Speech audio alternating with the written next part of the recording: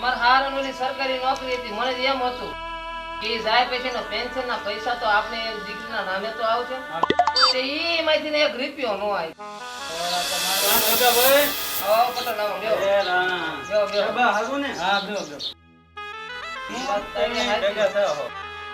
એવું છે પટેલ, હમણાં ઓલો ધંધો કર્યો હતો ને એમાં નુકસાની આવી છે. બા ને એમ કહું છું થોડાક પૈસા પીડા હોય તો આપ. બા એમ કે છે તાર હાર ઘરેથી અત્યારે મંગાઈ લેલી, સરકારી નોકરી હતી ને એનું પેન્શન આવ્યું છે ને કે એમાંથી મળે તો બા ને કહું એમાંથી 1 રૂપિયો મને કઈ આપ્યો નહીં. આવે તો થોડા ઘણા અમને દેજો. કીધું મેં માંગી લીધા બાપા, તમે ચિંતા કરો માં, અને હવે અમે લડી લઈ માં દીકરી. જો રાજા, તું અને બા એમ બા વાત કરો એને, બરોબર? તમારથી તો ન કહેવાય. મારથી હું કહીશ ને તો એને એમ થાય કે જો મને આ પૈસા આપે છે ને લાયા છે, તો તમે બાયું વાત કરો ને તો આપણે ઓલું મોટી આમ નામ બંધી હોય ને લાખની ઈ સાચી વાત. અને બાયુની વાત ન કરે, ધનની વાત થાય એટલે અમે લડી લઈએ. વાત કરજો રાજા, તું તારી રીતે મારી માથે છોડ દે પહેલા, હું પડી બેન છું, તારી બેન છું. હાલો આપણે આટો ગામમાં મારી. તાર મને આઈડિયો પૂછ્યો બતાવી ભાજીને આપણે કેવી બરોબર મેણા કેણા મારશું એટલે રેડી જ આવે છે. તો ભાભીને હાથ કરું કેમ કે ઘરમાં મૂકી આ ટીમ કે બટા એ ભાભી આવશે નહીં, મારે આવું પડશે. આ દૂતી છે, થાકી ગઈ હોય ને કામ બહુ કરે. એ ભાભી આવો તો ઘર બહાર.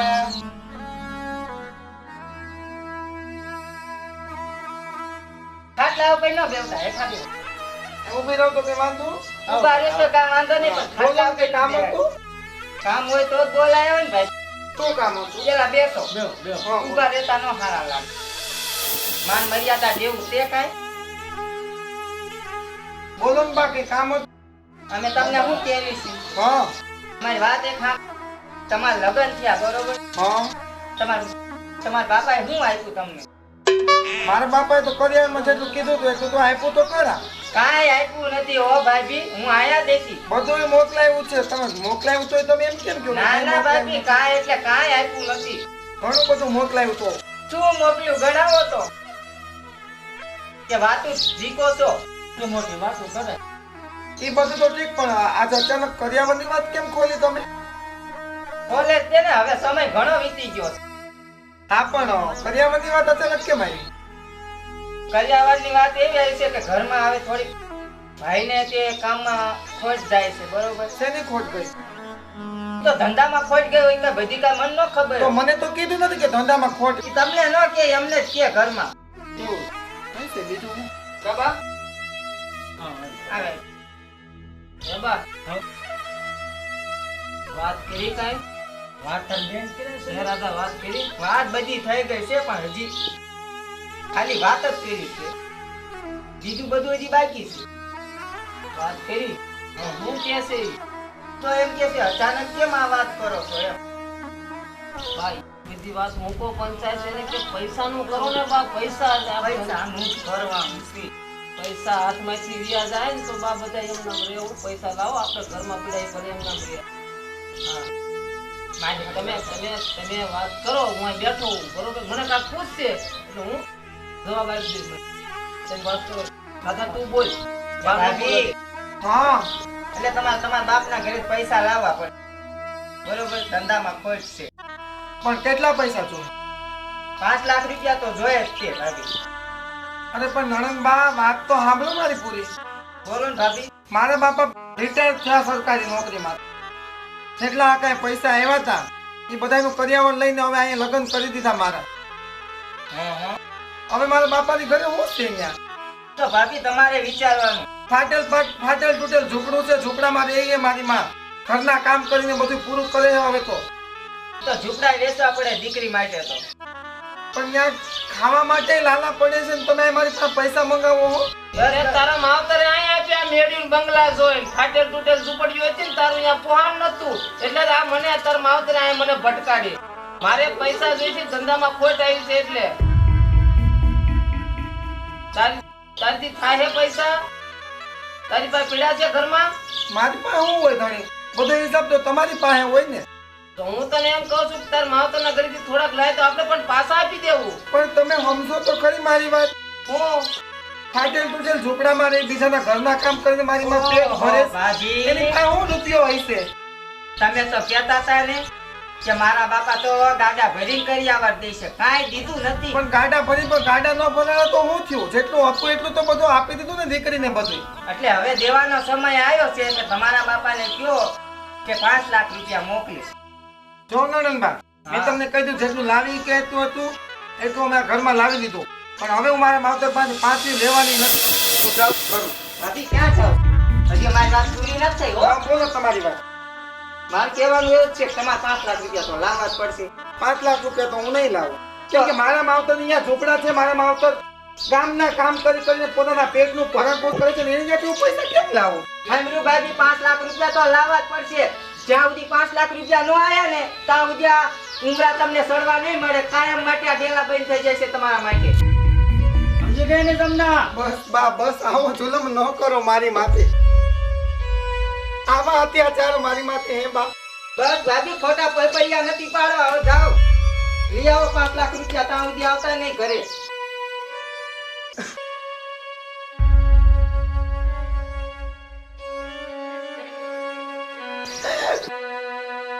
આવો કેવું જુલમ કેનો મારી માથે. આજ મારા માવતરની ખાવા માટે દાણો પણ નથી. અને આજ મારું સાસર મેં મારા પિયરથી 5 લાખ રૂપિયા મંગાવે છે. હું શું કરીશ? અને જ્યાં સુધી 5 લાખ રૂપિયા નહીં લાવું ત્યાં સુધી આ ઘરનું ઉમરું વળંગવા નહીં દે. દરવાજા કાયમ ને માથે પર. હું મારા માવતરને ઘેર તો નહીં જ જાઉં હો. મારા માવતરને ઘેર પાછી જાય ને તો મારા માવતરની લાજ જાય. ભલે આજે વગડામાં મારે રાતો કાઢવી પડે, જંગલમાં અથડાવવું પડે, ભીખ માંગીને પણ ખાવાનો વારો આવે ને તો કાંઈ નહીં. પણ મારા માવતરને ઘેર તો કઈ નહીં કરે નહીં.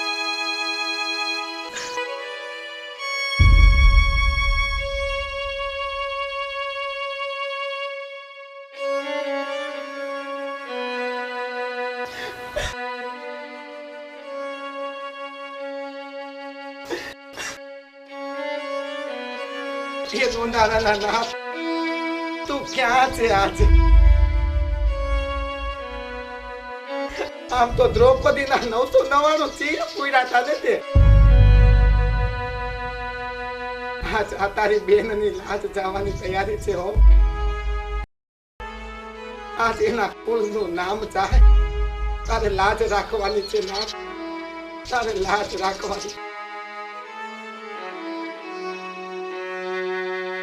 મારા ઘરે તો નહીં જ જા.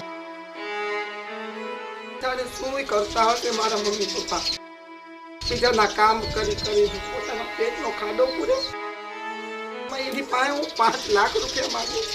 ઘરમાં 5 રૂપિયા નહીં હોય તો હું 5 લાખ રૂપિયા માંગીશ. કેવી અભાગણી છું.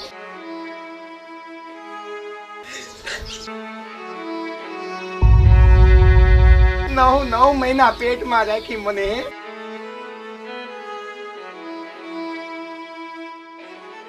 લાડે કોડે પારકા ઘરે વળાવી દીધી તો ખરી મને. પણ ક્યાં? પૈસાના સ્વાર્થીલાની ઘેર.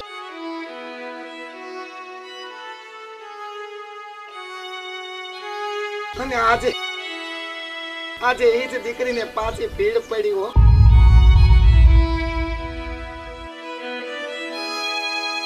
કદાચ મારા મા બાપની ઘરે જાય તો હું જવાબ દઉં કે ઘરની બહાર કાઢી મૂકી એમ 5 લાખ રૂપિયા આટું. આવું તો નહીં કર. ભલે આ જીવ વયો જાય પણ મારા માવતરના કોરડે તો હું નહીં જ જાઉં. મારા માવતરના કોરડે.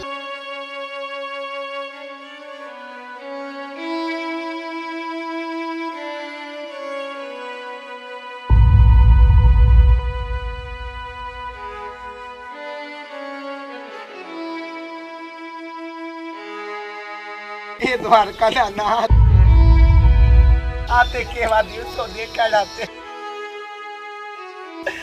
આવી રીતના કોકની દીકરીને રજળતી મુકાવી દીધી.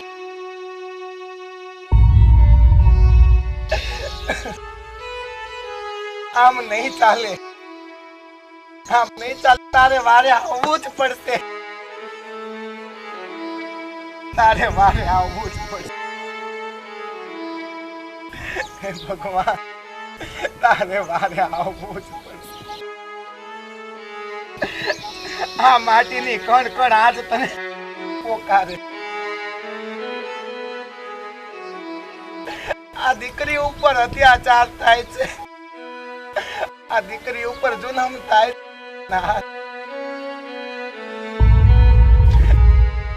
આ વનના પંખીડા બધાય રડવા માંડ્યા,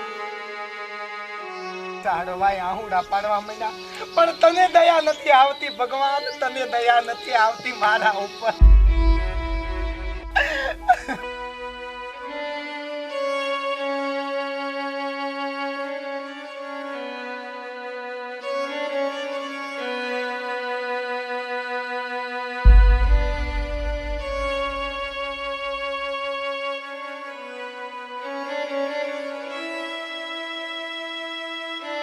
ઝૂંપડી જેવું ઘર કોનું હોય? હાવ પડે લાગે, કોઈ નહીં રહેતું ના. હું જામાં રહું હાય રે. તમારા માવતર ની ઘરે હું નહીં જાઉં, તમારા માવતર ની લાજે નહીં થઈ. મારા સાસુ સસરા ને એને કોઈને નહીં ખબર પડે. મારા ભાઈ ને મારી નણંદ ને એને નહીં નડું, મારા માવતરની લાજે નહીં જાય. ભલે અહીંયા રહીને હું મારું ભરણ પોષણ કરી બધા કામ કરીને અહીંયા રહીને હું મારી જિંદગી કાઢી નાખી, પણ હવે પાછી તો નહીં જ કરું.